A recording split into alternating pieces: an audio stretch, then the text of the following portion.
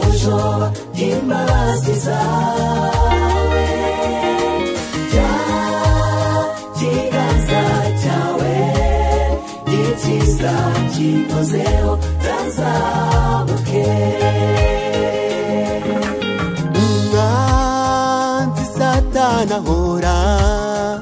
anteranya avuga ko nacumuye ibyo ndabizi yuko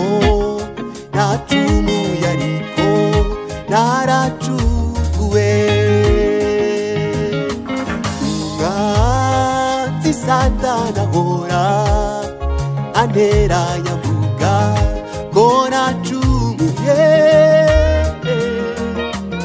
ibyo ndabizi yuko nacumuye ariko naracukuwe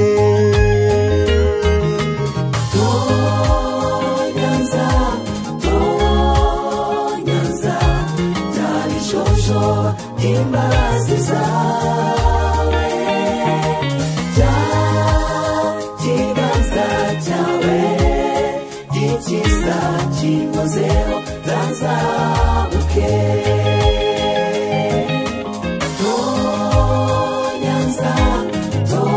tonyanza